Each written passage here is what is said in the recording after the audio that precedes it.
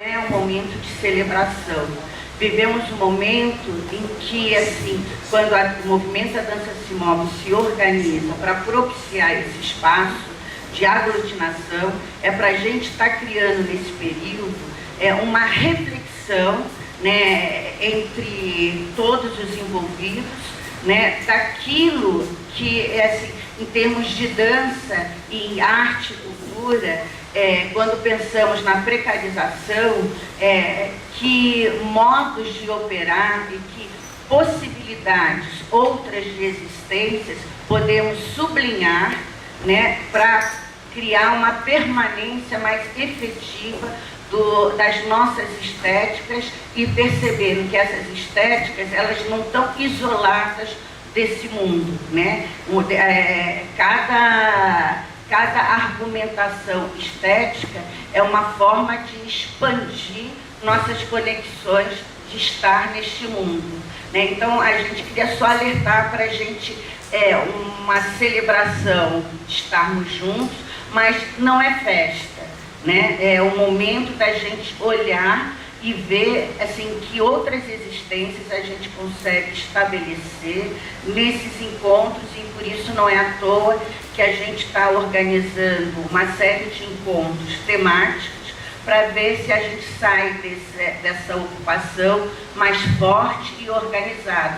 Hoje não sabemos o que acontecerá conosco na virada do ano para 2019. E nesse sentido, queremos agradecer muitíssimo a Esther Moreira, e ela vai abrir aqui, e também queremos agradecer muitíssimo a participação do Christian Dunker nessa abertura. Então, Esther. Obrigada. Boa tarde a todos e todas. Eu sou Esther Moreira e estou coordenadora da FUNAT desde o início do ano passado. E é um prazer enorme receber esse movimento, essa mostra, esse encontro, essa reflexão aqui na FUNAT São Paulo, ainda no período da minha gestão. Por isso, bem-vindos. São todos bem-vindos. Sejam bem-vindos, bons amigos. Alegro-me em vê-los com saúde. Sejam bem-vindos, bons amigos. Senhores, queiram se deixar levar pelo mundo da magia, da ilusão, da paixão, que faz o homem voar e entrar no mundo dos espíritos. Conhecer a terra do nunca, do jamais, do talvez. Retomar a qualquer passado e movimentar o futuro. Porque a arte é a grande metamorfose da vida. Mas para tanto, é bom que se trate bem os artistas, pois eles são o espelho e a crônica da nossa época. E é preferível um ruim epitáfio após a morte a andares em vida difamado por eles. Sejam bem-vindos.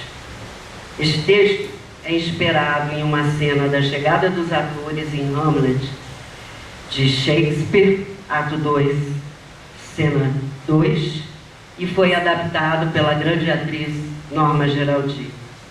E é com essas palavras e com as palavras da organização do evento que a FUNAT São Paulo recebe vocês para esse período de reflexão.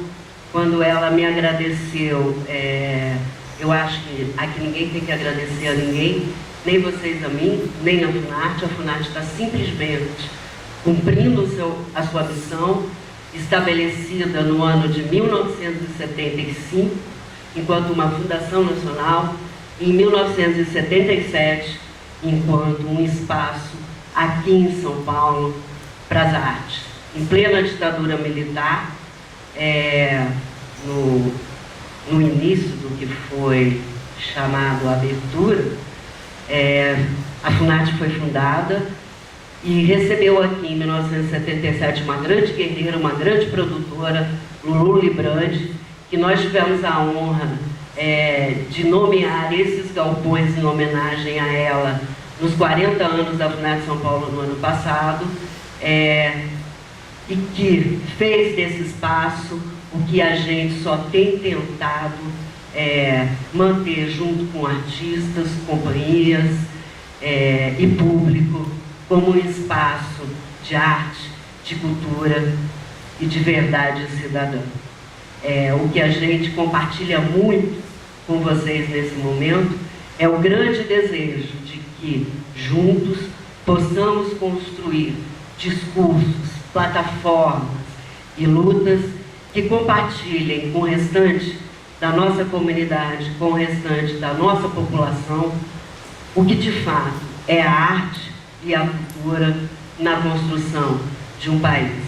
Sem educação não tem país, sem arte não tem povo.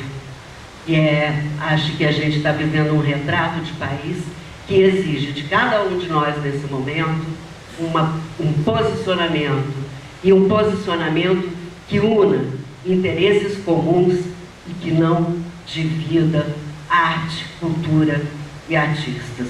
Eu vou passar a palavra para a Charine. Ela é servidora da FUNARTE São Paulo e está aqui há mais de 10 anos. Muitos de vocês a conhecem, lidam com ela há bastante tempo e sabem da importância desses servidores e dos colaboradores, dos técnicos e demais trabalhadores da FUNARTE São Paulo, para que esse espaço possa recebê-los com o mínimo de condição, ainda que estejamos há 2 anos praticamente sem nenhum investimento.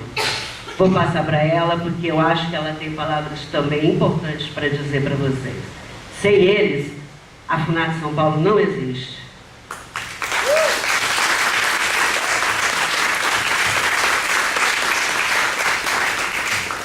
Bom, boa tarde a todos. Obrigada a todos, obrigada pela presença, obrigada, Esther. Eu sou servidora da FUNARTE há mais de 10 anos e eu também gostaria de reforçar, como a Esther falou, a importância desse espaço como espaço de política de Estado para a cultura, não de política de governo. Tem uma diferença entre governo e Estado. O governo fica durante 4 anos e muda. O Estado não, o Estado permanece. Então, a importância desse espaço aqui é por isso que a gente está aqui há mais de 40 anos também nesse lugar. Nessa semana eu fui assistir uma palestra lá no SESC sobre gestão cultural e uma coisa me chamou a atenção, porque tinham uns gestores dos Estados Unidos, tinha o pessoal do Brasil, e aí tem essa diferença entre gestão pública e financiamento público e financiamento privado da cultura, que em outros países é muito importante. Mas, bom, isso não vem ao caso. O que me chamou a atenção nessa palestra foi que nos Estados Unidos e na Europa, principalmente, cada cidadão entende que aquele espaço público é deles, é de cada um e é de todo mundo. Então, eles acabam cobrando mais do governo por ações públicas, acaba tendo mais investimento privado também, investimento público, fomento público, mas também fomento privado. Não no sentido de dinheiro de mercado, não é isso, mas no sentido de cada pessoa entender que aquele espaço faz parte da cidadania de cada um. Não é um espaço de um governo que está no poder ou de outro, de todo mundo. Esses espaços, então, eles são vistos como um bem comum. É um bem de todos, é um bem que não se esgota. Quanto mais gente se apropriando desses espaços, melhor. Pensando nisso, no ano passado, a gente começou uma pesquisa, eu e a Esther, sobre os 40 anos desse espaço aqui. Está num site, que é sites.funarte.gov.br/VozesSP. Lá a gente fez uma linha do tempo, fez entrevistas com várias pessoas que fundaram esse espaço, com servidores antigos que já passaram por aqui, por artistas. O Arrigo Barnabé fala lá, o Fulacaz, porque eles foram muito importantes. A carreira deles praticamente começou nesse lugar. E alguns artistas mais contemporâneos também. Mas além de tudo isso, tem lá que é o principal do site, que é um mural para a contribuição de todos vocês. A gente queria que esse mural se tornasse um espaço de discussão pública, uma rede aberta, que não fosse nossa, da FUNARTE, mas que fosse do público, para discussão de política cultural, de política para as artes, para discussão de linguagem, para o que vocês quiserem, para como vocês quiserem usar. Eu acho que era isso que eu tinha para falar. Visitem lá o nosso site, conheçam a nossa história, e a gente tem que fazer desse espaço um espaço público, um espaço comum, de todos, não de nenhum governo, não de quem está no poder. Obrigada.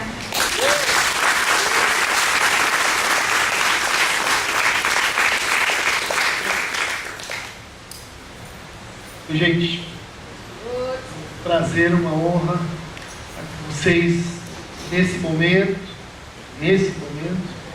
aqui no espaço da Funarte.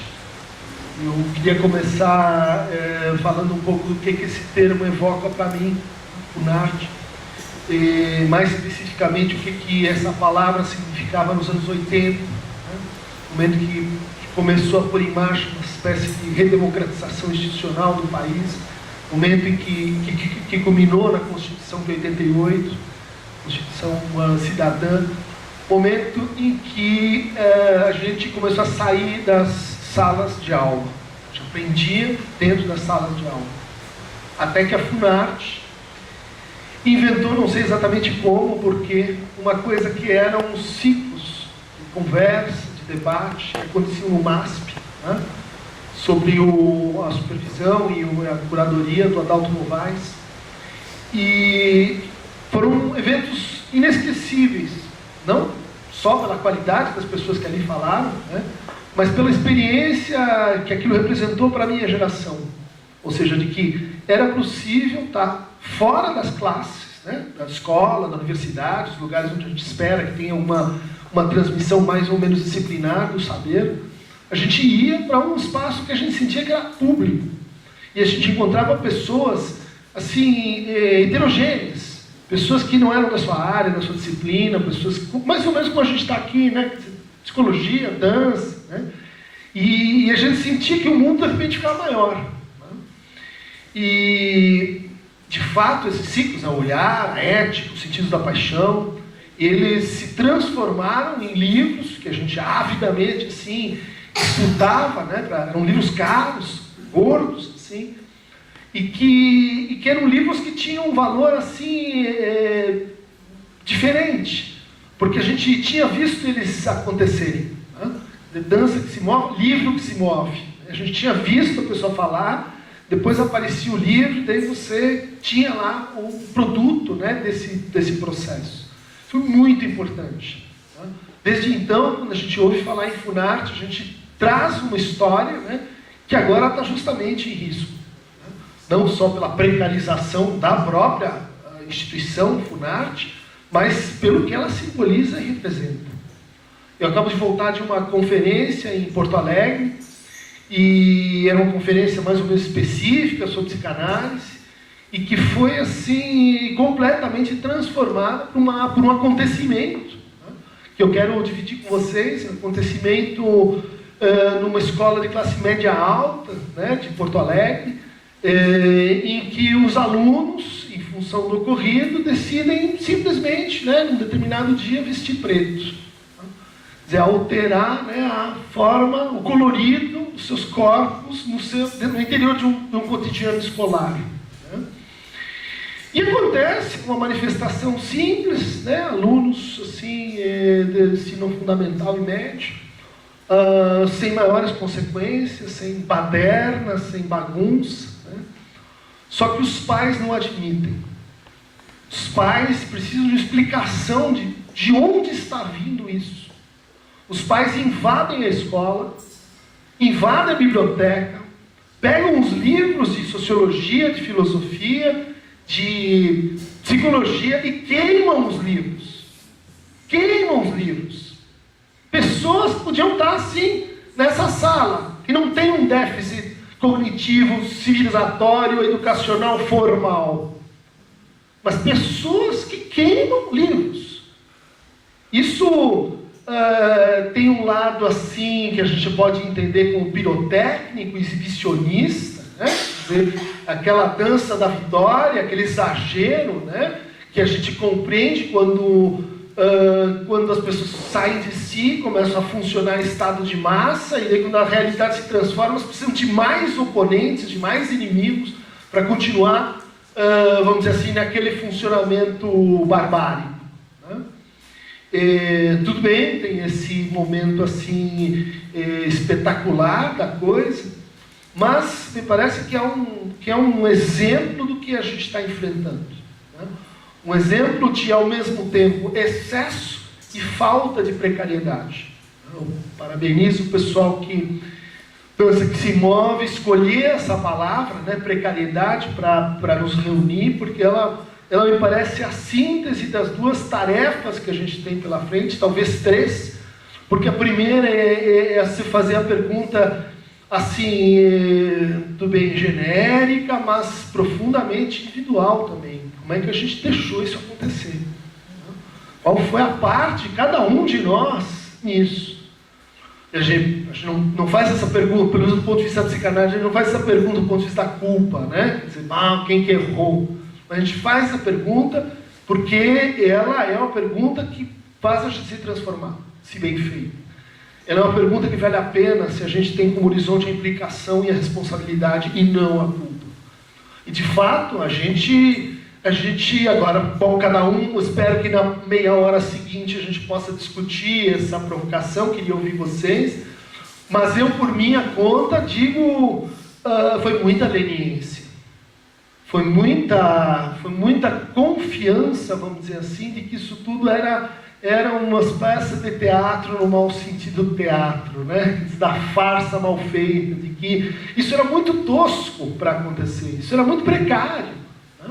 Uma campanha feita desse jeito, com declarações tão bizarramente assim, descompassadas. Né? Bom, a gente foi leniente, a gente não viu, né? E isso vou chamar nós, né? Nós que estamos no campo das artes, no campo do símbolo, no campo da palavra, né? Nós nunca podíamos ter desprezado a palavra como a gente desprezou. Né? Nunca podíamos ter nos retirado de certas conversas, ainda que fosse de WhatsApp, como a gente se retirou. A coisa foi longe demais, e o que eu trago aqui para a gente conversar é que houve falta e excesso de precariedade. Precariedade é uma palavra que eu acho contundente para o momento, porque ela vem de pressem, né? Prece e precariedade estão juntos. Né?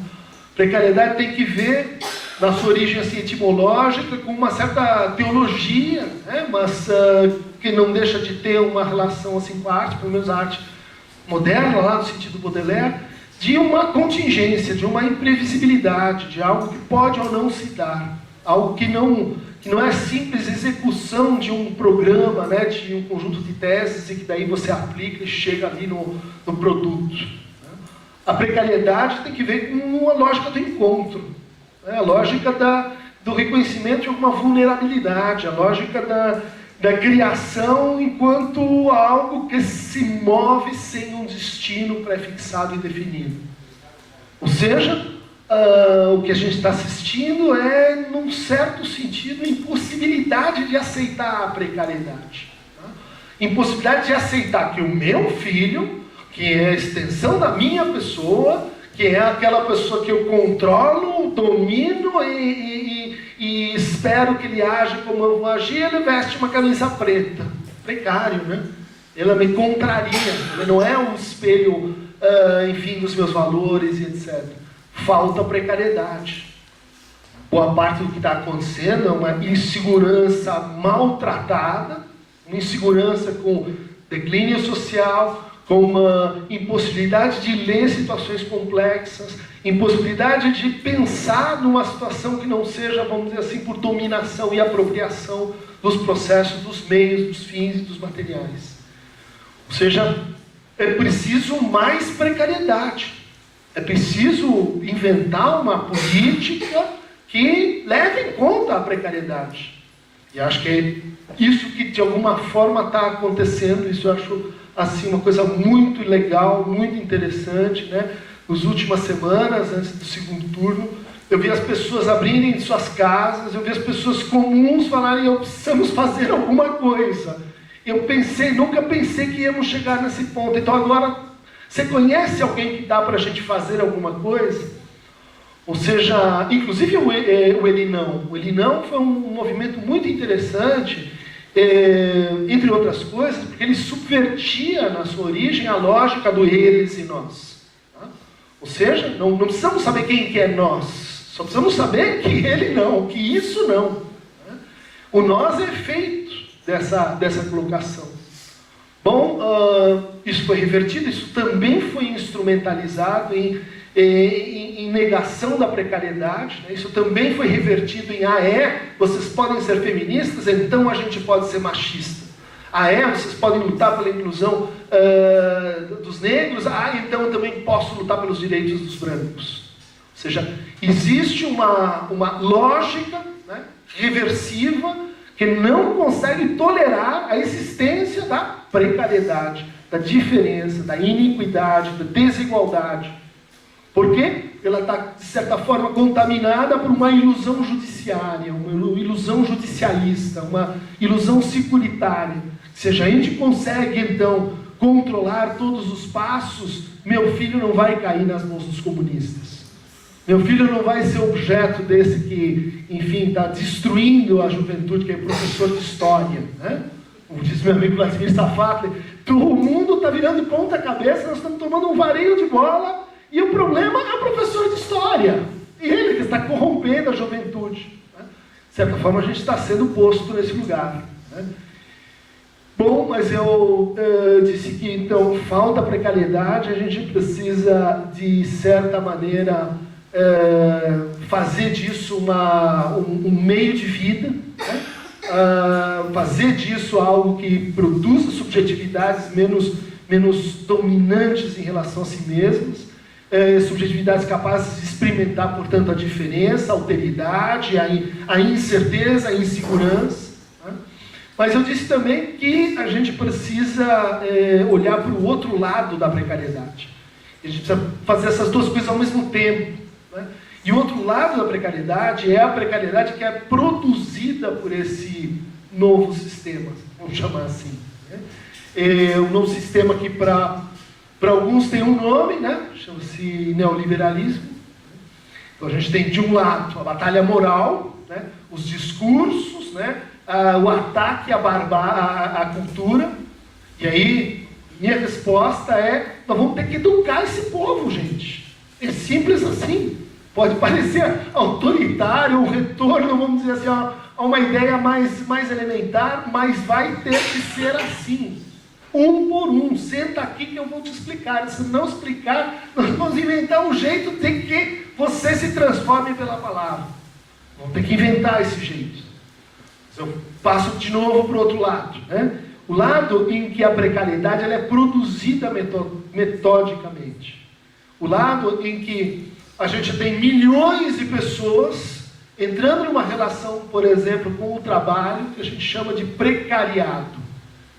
Pessoas sem trabalho fixo e definido, pessoas que têm regimes de trabalho assim por hora, pessoas que trabalham, mesmo que não conduzam veículos, né, ou um modo Uber, pessoas que às vezes enfrentam jornadas de trabalho de 40, 60 horas e não conseguem pagar, enfim, os elementos mínimos de sobrevivência na sua vida, né?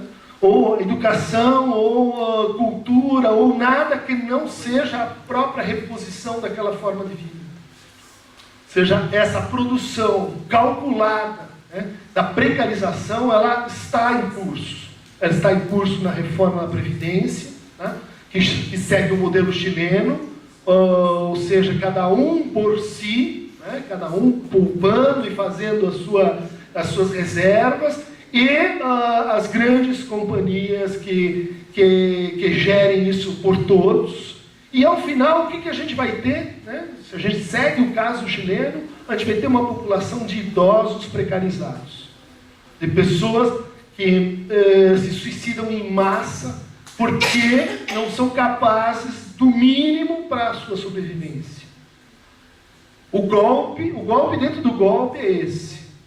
Ao mesmo tempo, nos levar para uma pauta moral, nos ocupar com uma espécie assim de tática do cansaço, Então toda semana a gente vai ter que enfrentar o escola sem partido, ou o projeto mais bizarro de lei em relação ao qual a gente precisa se movimentar, precisa reagir, porque senão ele vai passar. Mas do outro lado vem a pauta da Previdência, vem a pauta da privatização das universidades, da privatização do ensino à distância, a pauta do negócio da precarização, da produção de anomia, da produção de barbárie enquanto precariedade para vender a sua administração. Né? Esse é o negócio neoliberal. Produzir anomia para te vender segurança. Produzir anomia dizendo, bom, olha só que liberdade está ganhando, para em seguida administrar, né, a luta das misérias, né, o confronto daqueles que, por falta de recursos, precisam se hiperindividualizar, precisam se recolher a sua solidão e a sua depressividade, quando é o caso. Portanto, a resposta para isso estava lá ao longo do processo, né? E de certa forma está aqui, está acontecendo aqui. É um tipo de laço, é um tipo de estar junto, um tipo de fazer junto. Como o pessoal está dizendo, né? Não vamos largar as mãos uns dos outros. Mas essas mãos são também mãos simbólicas, são mãos feitas de uma presença invisível que, de certa maneira, eu espero, esteja acima das formas partidárias. Não que nós estejamos brigando com esse partido ou com o outro, mas é preciso uma voz que vá além da forma partido. E essa voz, quero crer que somos nós. Não sobrou mais ninguém, somos nós. Dispersos, disperatados, sem nenhuma estratégia política definida, sem desenho de ação ou de combate. São as pessoas comuns, vamos chamar assim, as pessoas que têm uma certa relação com a palavra, com o gesto, com o corpo, com a cultura, com a civilização, com a educação, e que nesse momento estão se mobilizando das formas mais diferentes, e talvez seja importante que sejam formas diferentes, que não obedeçam, vamos dizer, exatamente a uma convergência, que não seja essa a dupla batalha com e contra a precariedade. A batalha não só pela resistência, pela sobrevivência, porque é isso que eles querem que a gente faça, que a gente se mantenha num estado de luta pela sobrevivência. Nós queremos mais que sobreviver. Nós não queremos apenas que a Funarte não desapareça, nós queremos mais verbas para a Funarte, a gente quer mais espaço para a Funarte, a gente quer um outro tipo de educação no Brasil. E isso tem que ver com voltar atrás e dizer essa ideia de professores em condomínios, né, cada qual no seu lattes, capes, companhia, fazendo a sua carreira, tem que ficar para trás. Não vai dar para a gente inventar outra coisa enquanto nos mantivermos nessa atitude, vamos dizer assim, tecnocrática, né, burocrática, nessa atitude que é por onde o neoliberalismo se infiltra, né, a partir do discurso, vamos dizer assim, de sustentação moral. O neoliberalismo não é uma forma de economia, o neoliberalismo é também uma forma de moralidade. E é isso que a gente está diante dele. Né? Para aqueles que dá alguns dados de que isso não é exatamente assim uma interpretação mais ou menos genérica, né? O neoliberalismo ele foi aplicado pela primeira vez no mundo, foi concebido nos anos 30, 40, né? Como uma resposta ao quê? Ao nazismo e ao comunismo. Então vocês veem que essa volta do comunismo tem que ver com o que eles estavam pensando nos anos 38, 40. Né? Bom, ele foi implementado como prática, né, de governo pela primeira vez em 1973 no Chile de Pinochet. O que a gente tinha ali? Governo militar, né?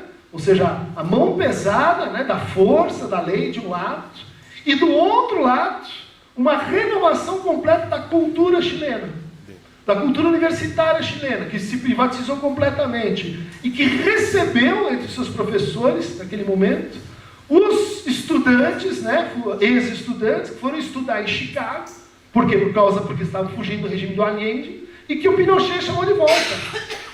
E esta turma que fez né, esse experimento antes de Thatcher, antes de Reagan, antes do neoliberalismo virar o que virou, vamos dizer assim, essa atitude globalmente consensual, e que de certa forma está em crise. Né? Trump, tudo bem, é um neoliberal, mas que ele está às voltas com o que acontece quando você aplica políticas de austeridade seguidamente. Você cria precarização. Você cria uma precarização que se volta contra você. E aí você precisa de uma outra coisa, que é o que, bom, talvez os Estados Unidos estão vivendo. Nós estamos atrasados nessa conversa. Nós estamos entrando nessa conversa depois de Hungria, depois de Turquia, depois de outras experiências que vieram antes da gente, e por isso a gente pode contar com elas. Eu dizia, os professores voltaram da Escola de Chicago, Milton Friedman, Gary Becker, os intelectuais que pensaram esse negócio enquanto um modelo de governo, né? E entre eles havia um jovem estudante brasileiro chamado Paulo Guedes. Não é um acaso, gente. Não é uma invenção. O cara estava lá. O cara fez parte do golpe do Pinochet. Ele foi formado e ele tem a experiência de reverter o universo educativo, porque há dois grandes negócios em jogo aqui, um é o negócio da educação, o outro é o negócio da previdência. E é o que está em pauta na precarização que a gente precisa lutar contra, a gente precisa denunciar, a gente precisa articular com a pauta moral. A gente precisa fazer as duas coisas ao mesmo tempo. É uma guerra, vamos dizer assim, em dois frontes. É uma batalha onde o cansaço vai fazer muita diferença e onde as pessoas no sentido daquelas que têm uma voz, que têm um corpo, que têm uma história, essas que foram ignoradas, estão sendo ignoradas na medida que nos tornamos personagens, no mau sentido do termo, personagens, vamos dizer assim, estereotipados, personagens sobre os quais a gente já sabe tudo o que o outro vai dizer, já sabe quem o outro é, já sabe o que ele vai fazer. Enfim, personagens feitos às pressas, personagens que usam nossa fantasia para estimular o nosso medo. Hoje a gente vai mudar o afeto fundamental dos nossos laços, né?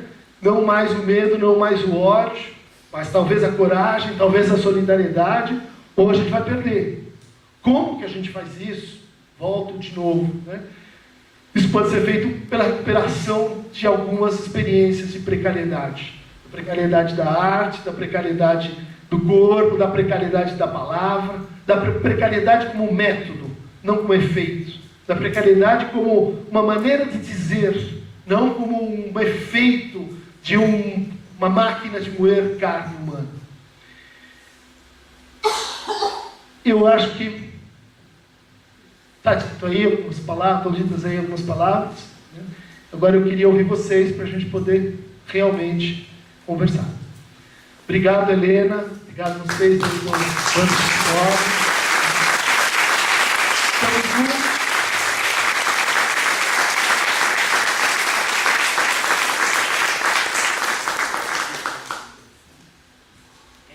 Tem alguém da produção que vai passar o microfone? Vocês querem falar sem microfone? O que é melhor?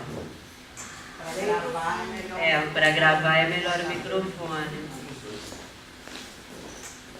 Tá, então eu faço, o Rony faz um lado, eu faço o outro para ajudar. Não pode ficar com uma resposta, né? Oi. Então, não, Ele está filmando. Solange, um só.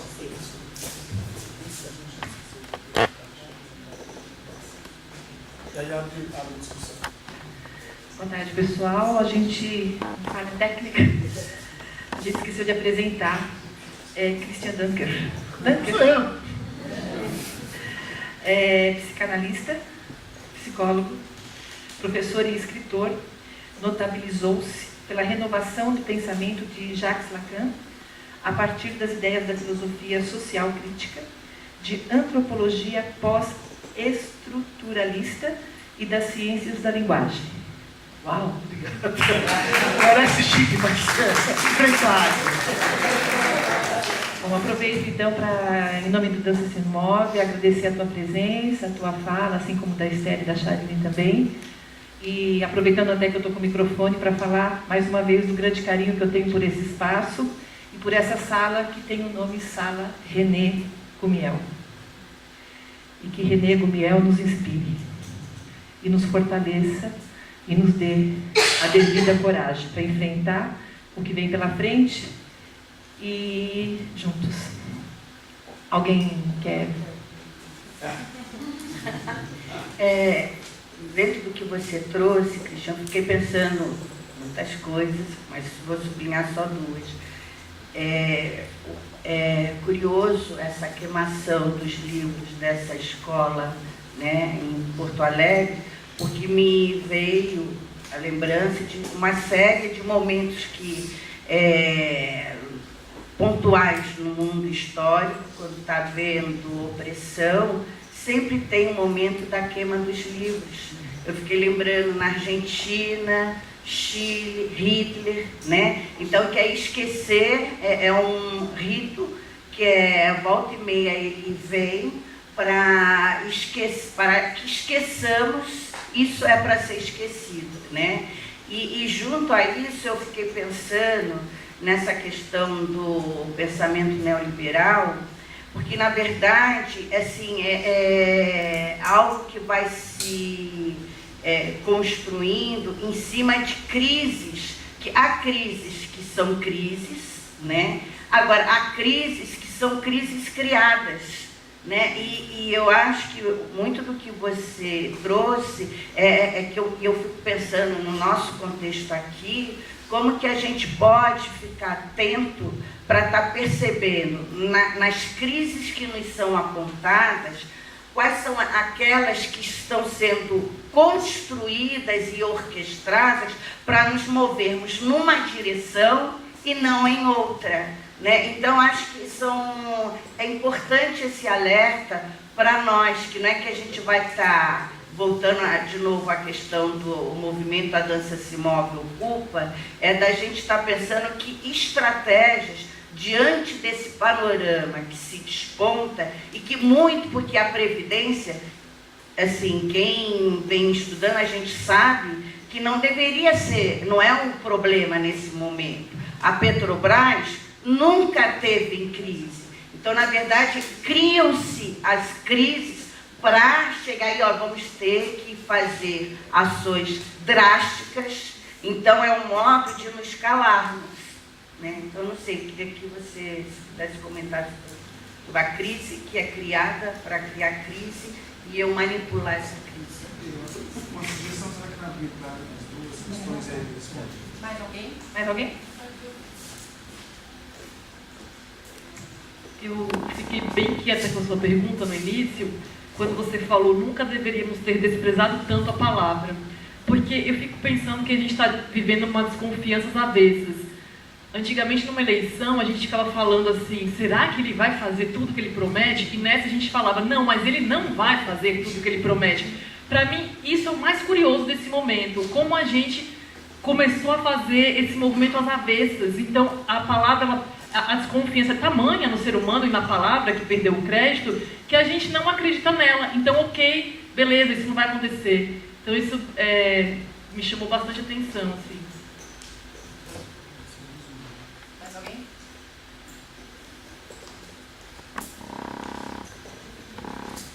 Eu queria me referir à sua primeira observação, que tinha a ver com a questão da responsabilidade. Eu observei outro dia pessoas numa padaria, classe média, alta, na região, triunfantes, muito felizes, depois do resultado da última eleição. E eram pessoas, assim, também nesse perfil da padaria, e se sentiam extremamente potencializadas pelo efeito da eleição. E uma das questões que se coloca para mim, então, é até que ponto pessoas em grande escala, que se sentiam antes despotencializadas, não participantes da vida social e política do Brasil, de repente, aí podemos questionar quais seriam os motivos, se sentiam de repente com uma força que antes não era delas, que era subtraída da maneira de viver que tinha. Esse é um ponto que eu queria tocar. Então, essa despotencialização das pessoas E junto a isso, talvez também a desconfiança na questão da palavra. Inclusive, por exemplo, Lindenberg Farias dizendo: nós temos a melhor narrativa. Ele não disse: nós temos as melhores propostas, nós temos a melhor narrativa. Ou seja, mesmo quem está se considerando na oposição agora se encontra numa questão de dizer: não, nosso discurso, aquilo que nós podemos colocar no cartaz é melhor do que os outros podem fazer. Era...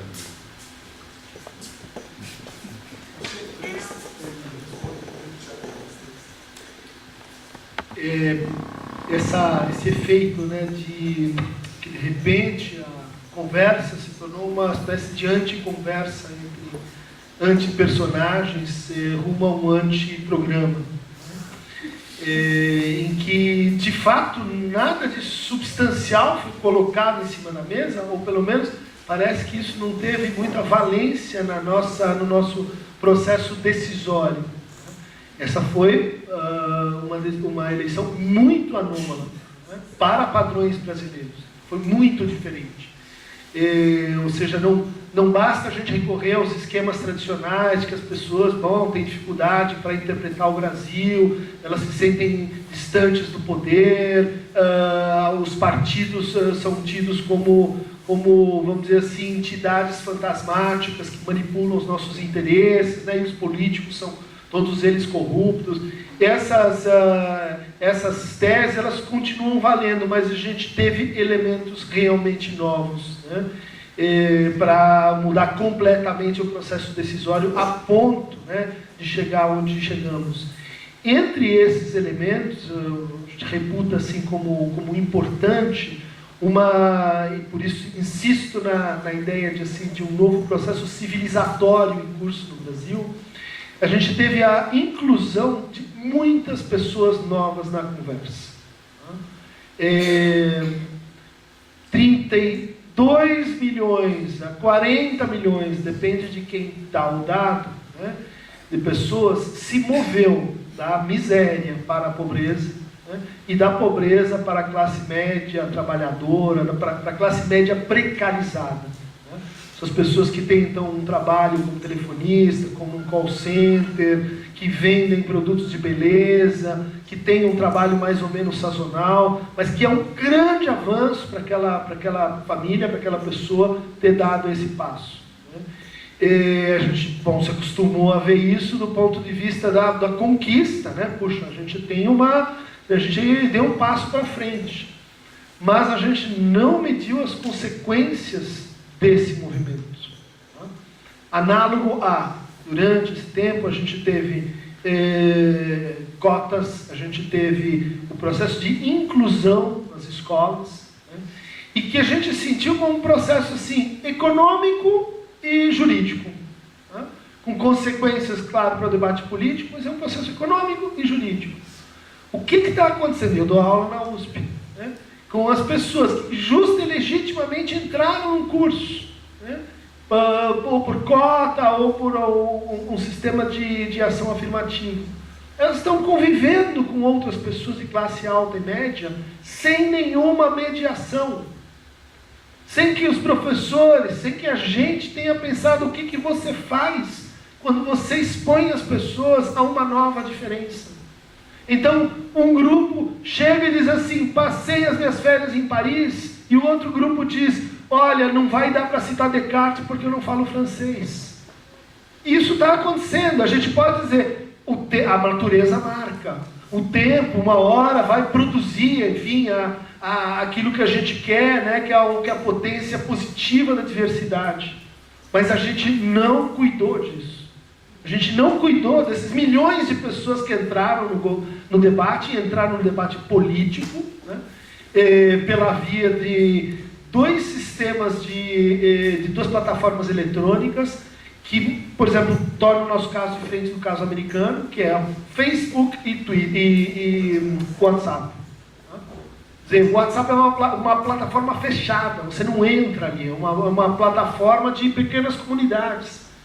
E comunidades onde começou a acontecer o quê? Barbárie, destrato, as posições vulneráveis começaram a ser excluídas. Ou seja, a neta contra a avó, o tio contra não sei quem. as pessoas que eram amigas de escola se degladiando. Isso é feito do quê? Diferenças que evoluem para o ódio da existência daquele outro. Diferenças que são vistas de um outro ponto de vista, é uma oportunidade de crise. Alguém precisa propor, ou alguém pode propor, nessa hora, um discurso. A gente não fez, aí o outro fez. Eu vou falar para vocês o que está acontecendo. Estão manipulando os filhos, as questões de gênero, querem... E o que é isso? Isso é uma resposta a essa crise, né? Que é uma crise da palavra, que é uma crise da experiência compartilhada, que é uma crise, vamos dizer assim, que ela tem elementos reais. Ela não foi produzida assim imaginariamente, de repente a gente passou a se odiar.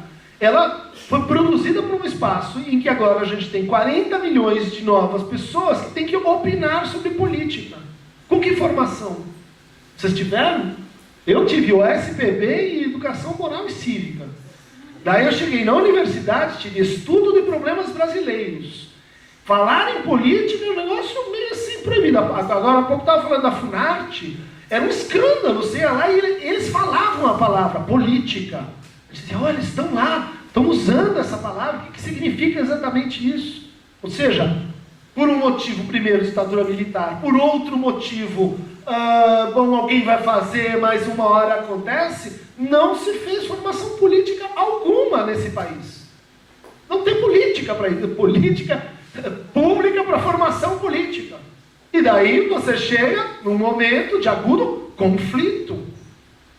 Diz, como é que você vai assim tornar esse conflito mediado, tratado, organizado? E aí eu chego na tua pergunta, né, que é a turma da padaria.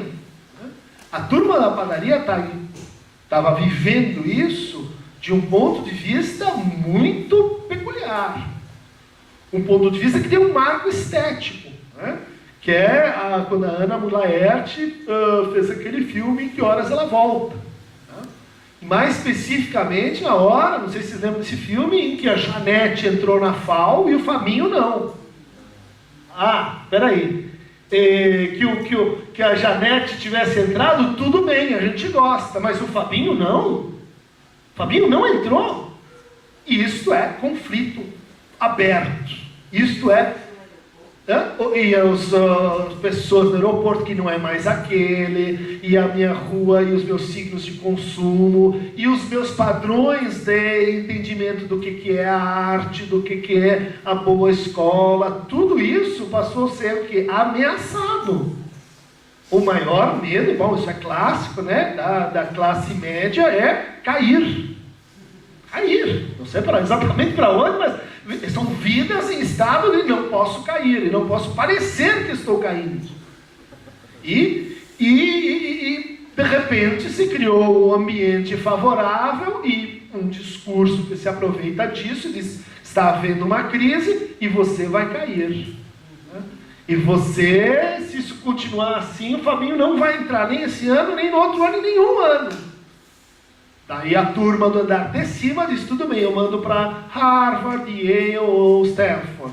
E a turma do estou sobrevivendo, como é que ela vai pensar? Eu quero meus privilégios de volta. E nada melhor do que dizer assim, para alguém que está obcecado com esse afeto, né, com essa, veja só aí a precariedade. Eu não quero me precarizar, o outro que se precarize. Eu não quero perder privilégios.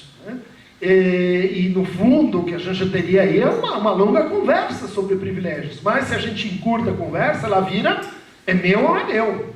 Pode ou não pode? Judicializa essa longa conversa. Resultado, né? Quer dizer, eu vou diante de alguém que me diz assim, eu vou cortar os privilégios, mas não são os seus, são ou lá de Brasília, ou dos professores, do professor de história, esse pessoal da arte que fica aí dançando, sabe, os negócios que a gente não entende. Para que isso mesmo? Quem está pagando isso? Eu? Bom, vamos tirar. Parece um crime perfeito, mãos limpas, que nem a eleição do Temer, né? Uma eleição que Cadê os temeristas? Sumiram. Ninguém diz. Eu fui a favor do impeachment e etc. Ninguém diz, mesmo porque pense, elas evoluíram para um outro momento em que e isso é uma aposta, uma ilação. A gente divide os eleitores de Bolsonaro em 3, tem um terço que de fato acompanha esse discurso e representa o pior. Um outro terço votou porque naquele grupo de WhatsApp eu não tinha muita ideia, saíram os divergentes, então eu acompanhei o que todo mundo estava fazendo. O outro um terço já se arrependeu. Tecnicamente já se arrependeu, não vai dizer isso, mas em comparação com a eleição de Trump, já está dizendo, mas ele estava falando, era só campanha, era brincadeirinha, né? Isso era, os políticos são todos iguais e nunca tem consequência na minha vida, então eu posso votar. E esse é um grupo que votou a partir de um sentimento muito importante para a gente pensar, que é o sentimento de irrelevância, de que eu não conto, de que eu não vou ter um bom emprego, que eu já estou na minha vida meio precarizada. Nos Estados Unidos é o pessoal que vive nos porões jogando videogame, e que, enfim, o mundo é muito complexo e eu sou um loser. Nessa hora, o que o sujeito faz? Diz, qual que vai ser o que vai dar mais confusão? Qual que vai ser que vai, assim, ser contra tudo? Esse? Eu voto nele. Aí depois você vai dizer, mas o que você fez? Eu nem sei o que eu fiz. Tem a ver com isso?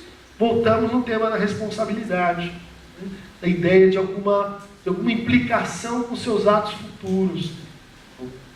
Pode falar da subjetividade líquida, da relativa inconsequência com os laços, com a palavra, com o próprio corpo, que é uma cama em torno do qual esse conjunto de coisas foi mais ou menos se dando. Né?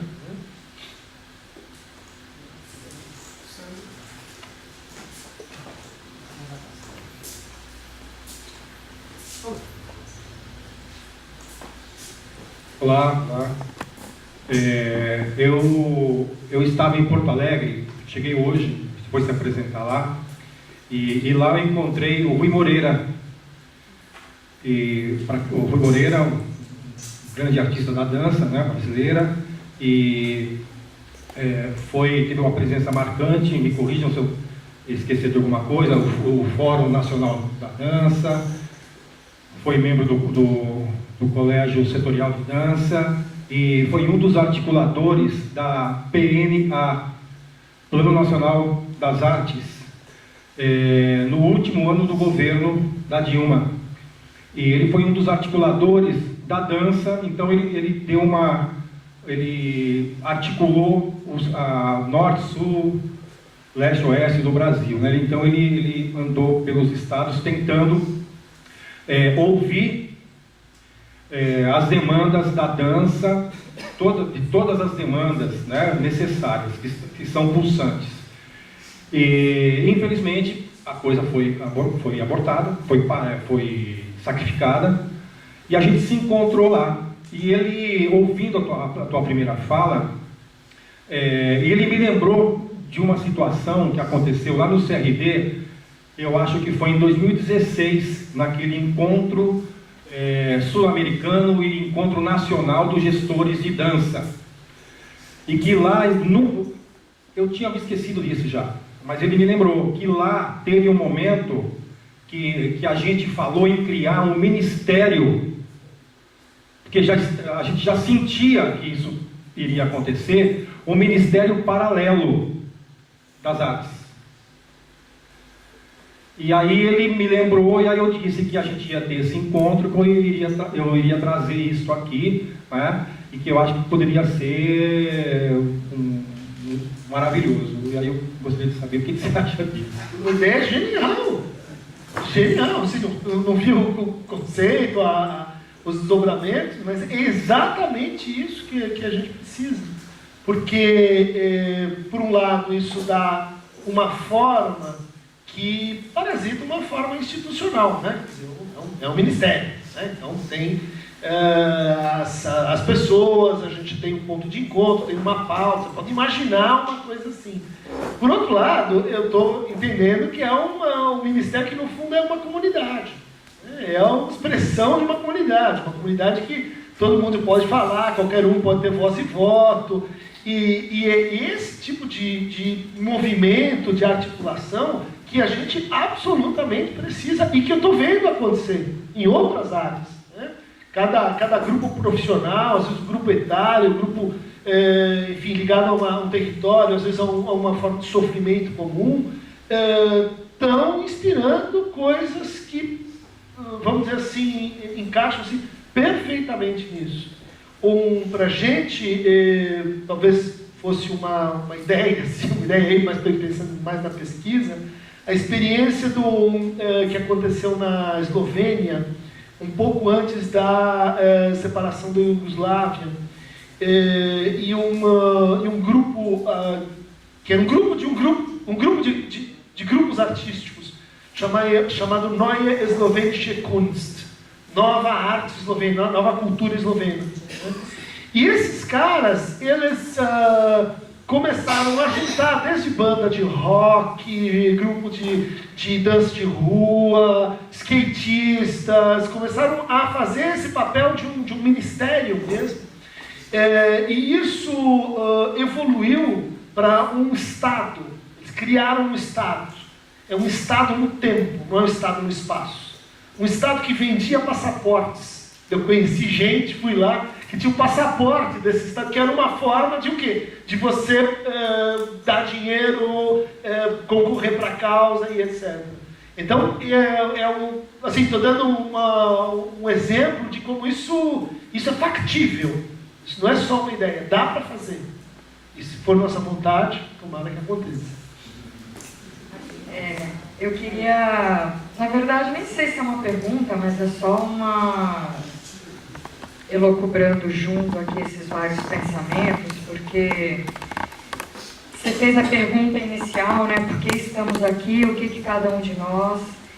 Aí a gente também falou do cansaço, do que isso vai representar, falou do medo de cair, falou... E você não falou isso, mas tá aí, o que a gente vai fazer? E agora, o que a gente vai fazer? Né? Todo mundo já viu aquela chargezinha, né? E agora, o que a gente faz? Né? E a menina fala, vamos fazer poesia. Eles não suportam poesia, né? Então... Não é celebração, mas como somos artistas, sempre é o que é que, na verdade, a gente dá conta de fazer, né? E é muito grande, a gente está em estado de choque ainda, né? Porque foi uma campanha... Eu estou aqui ao mesmo tempo que eu não tenho nada de novo, porque foi em cima de criar mentira, foi em cima em criar boi na linha o tempo inteiro, falar o que é, o que não é. Vou dar um exemplo muito claro. Eu mandei uma puta carta... sorry o termo, para minha família. Mandei mesmo, falei, olha, amigos, eu sou mulher, sou lésbica, sou bailarina, sou professora, sou ativista, eu realmente na lista master não sou negra, mas tipo, sou a tal da vagabunda. E esse cara eu tô morrendo de medo, porque é isso aí, eu sou a vagabunda e eu tô nessa lista aí, prestes a tomar o pau. E aí a minha família ficou basicamente em silêncio, meus pais me telefonaram, ficamos uma longa, mas meus pais já são cabeça feita e boa. Tenho um sobrinho, filho da minha irmã, que é bolsonarista, assim como o marido da minha irmã, que é um médico, um puta médico conceituado, respeitado, imbecil. Tá até hoje puto com a história do programa Mais Médicos, por exemplo. E fez a cabeça do meu sobrinho. Minha irmã ia votar no Haddad, mas ele ia votar no Bolsonaro, e meu sobrinho ficou bolsonarista. Acabou de entrar na universidade e está com essa. Eles fizeram muita corrupção, virou as palavras. Corrupção valeu para tudo, né? E que não me respondeu, óbvio, não se deu, mas uma prima minha, que também descobri então que era bolsonarista, que está morando fora, e nananã, aí me mandou, falei, minha amiga, agora é isso aí, o PT ficou 14 anos, 12 anos, estragaram tudo, agora é nossa vez X, e me mandou um vídeo. E foi a primeira vez que eu vi mesmo assim a campanha do Bolsonaro sendo construída, e era um vídeo assim com o Lobão, falando umas coisas que eu não pude crer.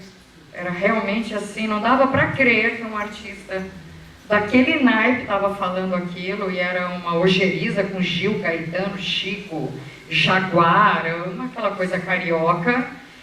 E intelectuais, inclusive o idiota, que não é intelectual, mas é aquele cara da Jovem Pan, o Vilas, literalmente falando isso, que foi uma mentira, que houve uma resistência que pegou em armas, que falou que era uma mentira que havia uma esquerda batalhando por democracia, que o que eles queriam era uma ditadura da esquerda. Então foi muito louco, porque foi realmente em cima de uma mentira. Então, a gente está tão aturdidos que não é nem questão assim que eu acho que houve a tentativa em alguns lugares até de uma comunicação, mas ficou mesmo essa coisa da fake news, ao mesmo tempo que não é novo, mas ela rolou aquilo que o Deleuze fala lá, como é que é? Aquele... Rizoma? Um rizoma, um platô assim que foi como um fogo de estupim, que não deu tempo, né? Então, não sei, eu estou mais elucubrando do que de verdade tendo uma pergunta. E por último, porque Tanice, como é que a gente se reinventa? Porque daqui a pouco, no fundo é isso, daqui a pouco a gente que estava dando conta de ter 2 pau por mês para viver, estamos aí com a perspectiva de não ter R$1 para viver dançando nas nossas profissões. É tipo assim, porque acabar o ministério, vai acabar isso, vai acabar... Como é que a gente vai sobreviver? Como é que a gente vai dar conta de produzir a grana, que muito provavelmente vai ser difícil na nossa área, porque precariedade nesse nível, e ao mesmo tempo todos esses saberes, voltando para esse diálogo que você falou, e me lembrei da África. O neguinho põe uma lona ou MTST e põe ali 5 crianças, e você chega lá e você ensina o que você sabe. Sei lá.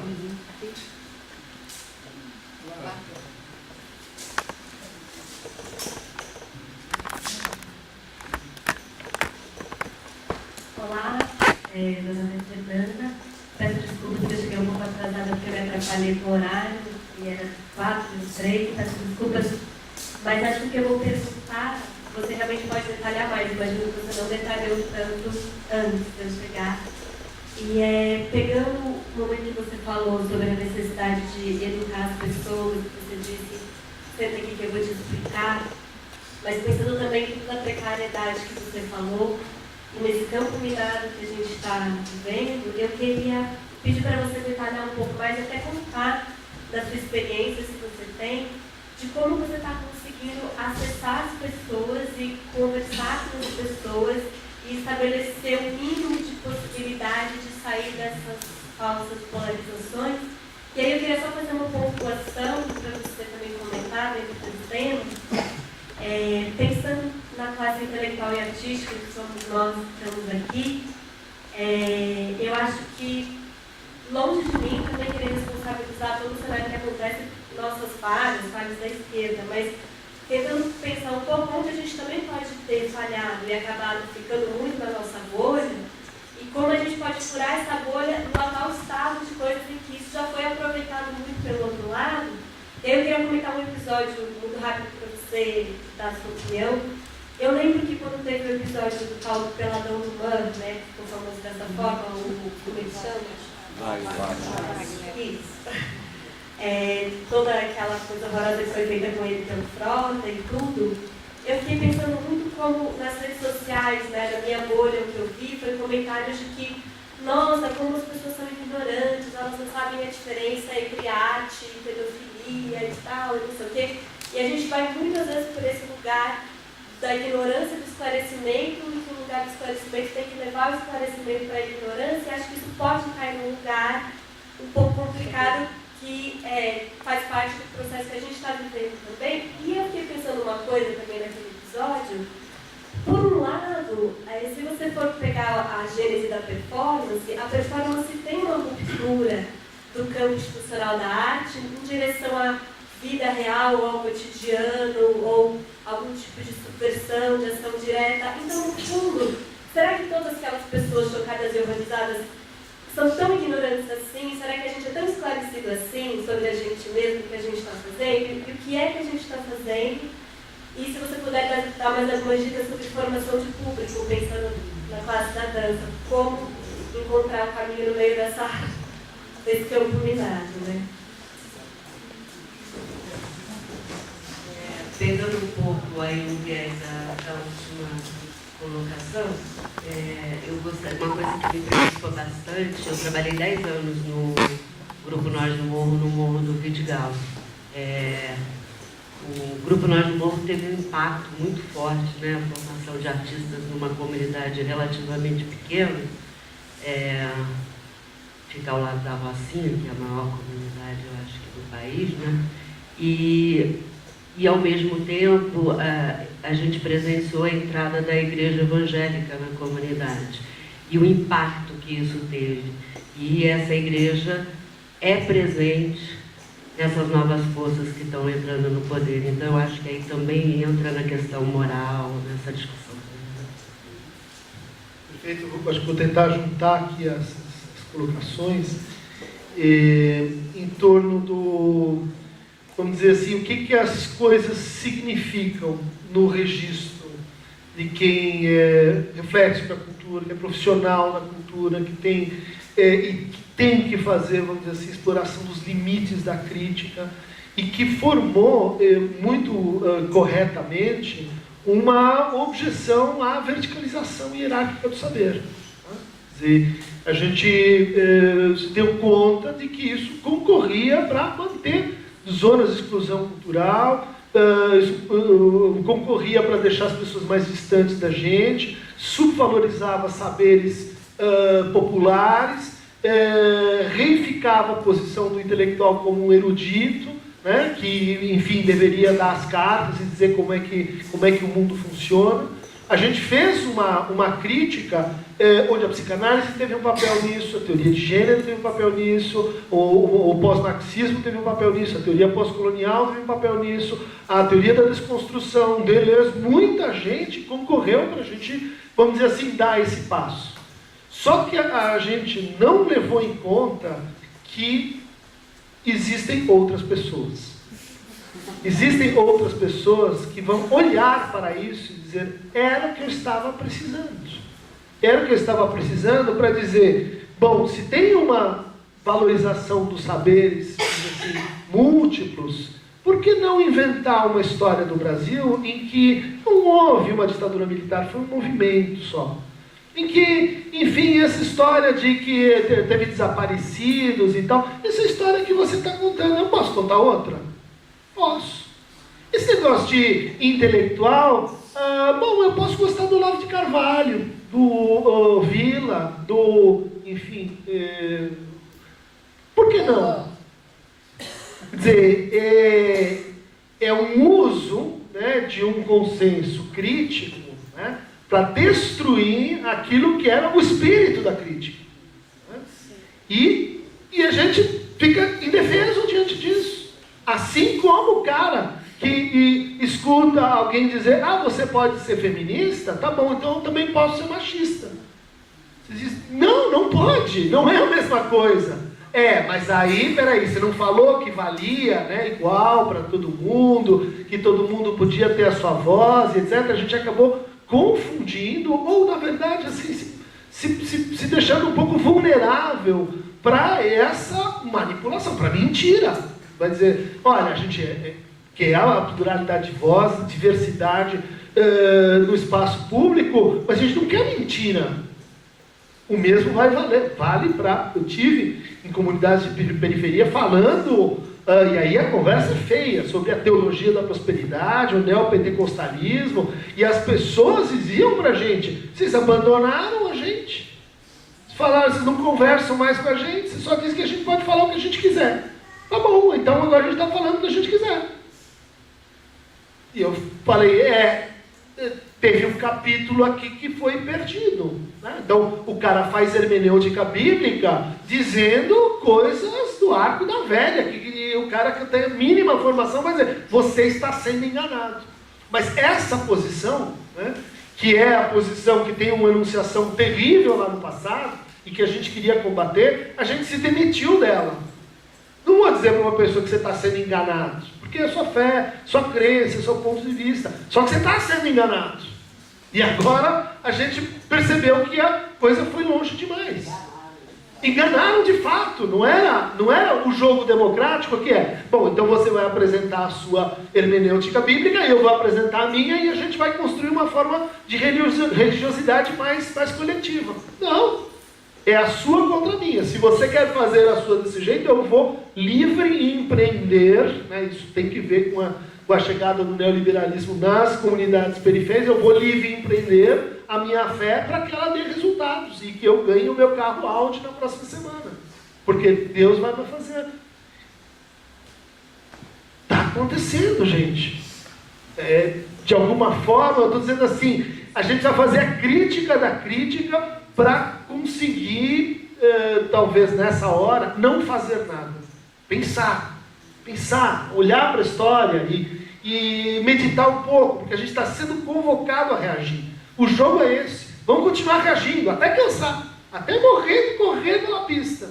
Precisamos urgentemente pensar.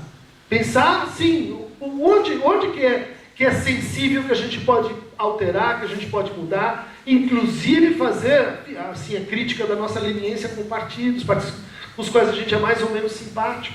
Por exemplo, na tua fala, tem uma questão que é o seguinte: cultura é de grátis. Cultura é de grátis. Ninguém paga por ela. Cultura, e eu conheço gente, editores de revistas de cultura que estão indo à falência, pessoas que têm blogs e que trabalham com cultura e enfrentam o argumento que é assim, por que eu preciso pagar? Não, porque peraí, eu estou entendendo o conceito, a cultura de todos, o bem é um bem coletivo, então, não, mas eu quero ler a revista e eu não quero pagar, zero. A gente deixou acontecer. Né? Não está certo isso. E eu acho que não está certo, inclusive do ponto de vista conceitual, que o interesse público não pode continuar associado com o Estado. A gente pensa assim, se é interesse público, chama o Estado. Sim, tudo bem, mas há interesses públicos, e esse é o momento que isso está convocando isso na gente, que não diz respeito ao Estado, pode dizer contingencialmente, mas temos que ser nós. Isso vai implicar outras formas de circulação de dinheiro, que a gente mais ou menos se impediu, a gente não quis pôr a mão nisso, a gente estava lutando numa outra frente dos editais e etc. Temos que pensar o dinheiro de novo, uma forma não neoliberal de circular o dinheiro na cultura. É urgente. Se a gente não fizer isso, veja, é entregar uma lacuna para o outro vai ter um discurso sobre isso. Ele vai dizer como é que vai ser. Ou a gente pensa antes, ou a gente propõe antes, ou daí também vamos perder. Vamos perder nos nossos termos, porque a gente não tem uma plataforma. Tudo bem, a plataforma da resistência e da sustentação dos dispositivos que a gente tem hoje, esse é o mínimo. Esse eu acho que é o nosso consenso. Né? Não ceder, não voltar atrás. Mas que isso não nos impeça de dizer, olha, nós precisamos falar de outro lugar. E aí, tentando responder para a tua questão mais ou menos objetiva de como que você fala com pessoas que te colocam num lugar, você fala aquilo, ela está vendo o PT, você fala aquilo, está vendo o comunista, está vendo, só podia a USP. Né? Ou a gente responde de outro lugar, ou a gente simplesmente acalenta esse ciclo. Né? O outro lugar não precisa ser o outro lugar arrogante do eu sei mais e vou te educar, então vou te colonizar, no fundo. Né? É um lugar em que a gente consiga escutar o outro melhor. A gente não está escutando. O evangélico não está escutando o pessoal que faz, que põe a mão na massa na cultura e tem que pagar o preço depois. Não estamos escutando. Nós deixamos para alguém aí escutar e dar jeito, tem uma instituição que resolve no fim, não estamos escutando. Ou a gente escuta e cria alguma coisa nessa precariedade, ou não vai dar para a gente continuar repetindo. Por exemplo, olha, essa pessoa é negra, está vendo um morticínio de jovens negros na periferia. E o cara vai dizer, tudo bem. Você vai dizer, como tudo bem? Porque para a gente isso é indignante. Mas tem o outro que ele vai dizer, tudo bem. Que vai dizer o homossexual que se ferre. Que vai dizer o vulnerável que seja eliminado. A gente não pode contar com essa trivialidade para nós de que isso não pode acontecer.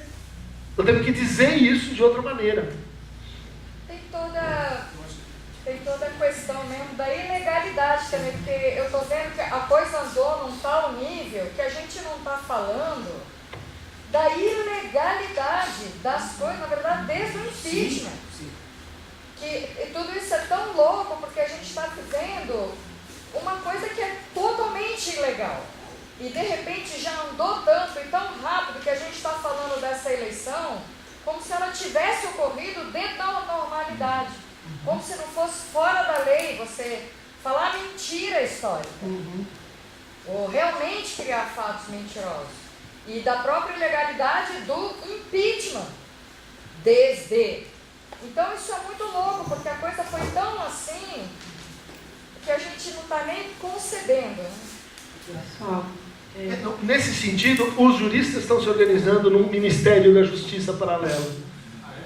Tem várias iniciativas, mas ali o jogo é pesadíssimo. Porque ali é o contrário. Né? Quer dizer, tem uma hegemonia que pensa exatamente assim. Vamos fazer corrupção dentro da lei. As decisões que aconteceram são ilegalidades a céu aberto. Mas aí que a gente vê com o que a gente está falando, é regime da força. A nossa atitude mais convencional de chama a lei porque eles vão recuar, não vai funcionar tão bem assim. Se a gente não conseguir dizer isso junto com outros tantos. Você citou o ministro dos juristas, né? Um paralelo, mas do outro lado. Não, do nosso lado.